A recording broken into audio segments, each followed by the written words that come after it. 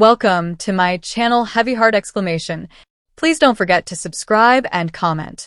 It all started the moment he walked in that evening. Blake Carter, my husband of 5 years, had that look in his eyes, an intensity one hadn't seen in a while. His tie was loosened, his white shirt clinging to him slightly from the summer humidity, and the way he looked at me from across the room made my stomach flutter. I should have known something was coming.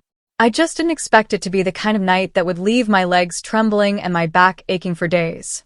I had just finished cleaning up the dinner table when he came behind me, slid his arms around my waist, and whispered into my ear, "Pack a bag, baby.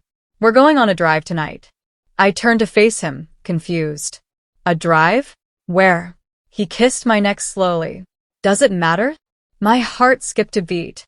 We'd talked about getting away for a while. Things had been routine. Predictable. But this wasn't like him, to just decide and sweep me away like that. I felt a rush of excitement bubble inside me. Without asking further questions, I packed an overnight bag with a couple of essentials. Blake didn't tell me where we were going. He just held my hand as we walked to the car, tossed the bag in the back seat, and drove off into the night. The city lights blurred behind us as the car picked up speed. He drove fast, really fast, windows down, wind in my hair, and my heart pounding harder with every mile.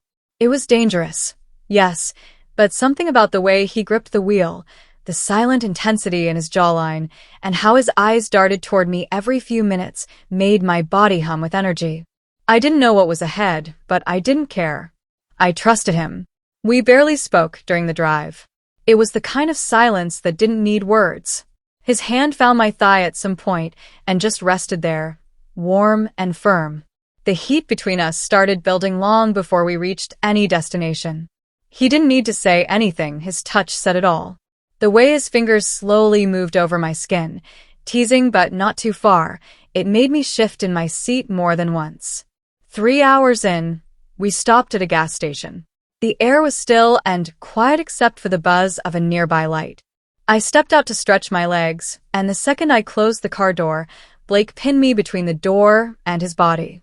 He looked me dead in the eyes and said in a low voice, "You have no idea what I have planned for you tonight."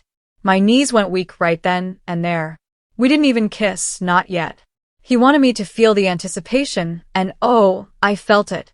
My body was already on fire from the tension building in the car.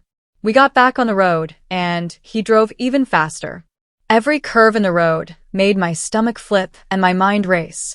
It was like he was running from something or towards something, and I was just holding on for dear life. Around 1 a.m., he pulled into this remote cabin in the woods. I didn't even know he had rented one. There were no other cars, no people, just moonlight and trees. He didn't wait for me to grab my bag. He carried me inside, literally picked me up, and carried me over the threshold like it was our wedding night all over again. Once we were inside, the air between us was thick with desire. The fireplace was already lit, casting a golden glow across the wooden walls. He looked at me like he'd been starving for me. And the moment his lips met mine, everything else disappeared. His hands roamed over my body with confidence, memorizing curves he already knew but acted like he was discovering all over again. The night felt endless. We explored every inch of each other, like we were strangers reunited after years apart. Blake wasn't rough, but he was intense, passionate, focused. He kissed down my back slowly, tracing his lips over every sensitive inch, making me melt beneath him. His voice, rough and breathless, kept whispering how much he missed me, how badly he wanted to make me feel everything he'd been holding back. And he did. Again and again. We didn't sleep much. The hours blurred into each other. Every time I thought I couldn't take more, he'd pull me back in, hold me tighter, kiss me deeper. There was something different about that night. It wasn't just the desire, it was something emotional, too. As if we were trying to reignite something that had been flickering for too long. By the time dawn broke, I was a complete mess, my hair tangled, my body sore, my lips swollen from his kisses. I couldn't move. I could barely walk. My back was aching, but not in a way I regretted. I remember laughing through the pain when I tried to get out of bed and nearly collapsed. Blake grinned, clearly proud of what he'd done. "Need a hand?" he asked, leaning over with that cocky smile. "I think you broke me," I whispered, blushing. He picked me up again and carried me to the couch like I was weightless. We sat wrapped in a blanket, sipping coffee and watching the sun rise through the wide glass windows. My whole body throbbed, but I felt so loved, so desired. He kissed my forehead and whispered, "You have no idea how long I've waited to remind you that you're mine." I don't know what came over us that night. Maybe it was the escape from everyday life. Maybe it was the way the road seemed endless, like we could outrun everything and just be us again. Or maybe it was just that sometimes, when love gets buried under work and responsibility, you have to take the wheel, drive fast, and risk everything to find each other again. We didn't leave the cabin until the next afternoon. Every time I tried to stand up straight, a deep ache in my back reminded me of what we'd done. It wasn't pain I resented. It was pain I wore like a secret badge of honor. I kept replaying his words, his touch, the way he looked at me when I cried out his name. 2 days later, I was still walking funny. I tried to cover it up, but Blake would smirk every time I winced. He loved it. And honestly, so did I.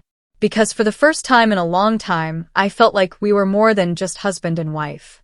We were lovers, partners, and two souls burning up together, even if just for one unforgettable night. I'll never forget that drive, or the fire it sparked. Sometimes love doesn't ask permission.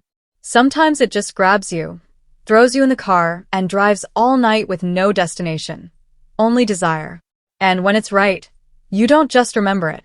You feel it, days later, in every step, in every breath, and yes, still in my back.